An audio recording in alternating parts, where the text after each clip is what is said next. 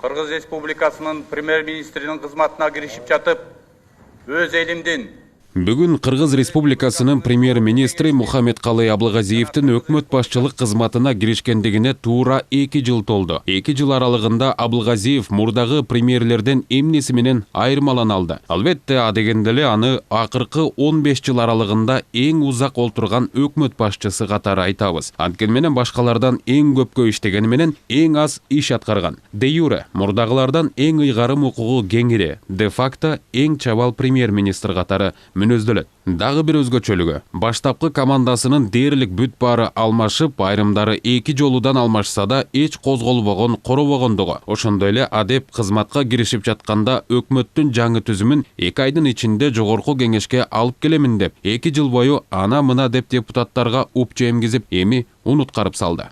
Ана менин оюм боюнча кийинки структура ушул көбөйүү эмес, кыскаруу жагына багыт алган кыскаруу болот. Ал жерде дагы ушул вице-премьерлердин өзүнүн да саны каралат.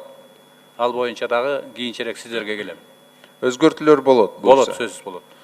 Жада калса 1 жыл премьер болуп иштеген соң эми гана бышып келе жаткандыгын айтып, анысаңыз кепке айланды да калды. Эң башкысы 2 жылда жүрүп баратыр түр көрсөткөн өкмөт өргө тартпай өксүгүбүз өсүп келет. Ал эми акыркы 2 айда Абылгазиев андан бетер алсырап, өкмөт айдыңында Боронов эле борсулдап кайнап, жалпы жонунан караганда бардык демилге ажообузга өтүп, сырттан карасаң да, ичтен карасаң да Сооронбай Шариповичтин сок белеги согуп жатат. Эми ааламды каптаган таажылуу вирус апааты аяктаса, Абылгазиевдин таажысы не болору убакыттын энчисинде. Дегенибиз, депутаттар эле эмес, ак үйдөгүлөрдүн арасы курчуп турганы айтпаса да түшүнүктүү. Жыйынтыктап айтканда, азыркы премьер-министр иш билгилиги менен эмес, тил билгилиги менен узак убакыт уктап, иштеп келет. Адатта премьерлер чарбалык иштен саясатты артык көрүп, бат эле саясаттын курмандыгына айланып, садагага чабылышчу. Абылгазиев алардан айырмаланып, саясатка аралашпай, ажодон амал талашпай, депутаттар менен деп айтышпай арасат жүрүп ушул убакка келди. Негизи эле мындай мүнөз саясий кызматта узак өмүр сүрүүгө өбөлгө болору белгилүү.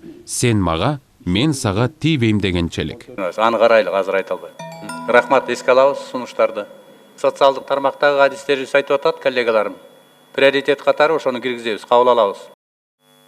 Эске алабыз, эң караганда баарын эске алып. Рахмат. Карайбыз. Рахмат, биз да эске алабыз сиздин айткандарыңызды. Жакшы болот деп айтам. Убада берем мен. Рахмат. Рахмат. Рахмат, эске алабыз. Рахмат, жазып алдык баарын. Эске алалык, рахмат. Айтор Абылгазиевдин 2 жылда эске алабыз, караш керек деген гана энчилүү сөздөрү чечебиз, жасайбыз деген чечкиндүү сөздөргө алмашпай келет.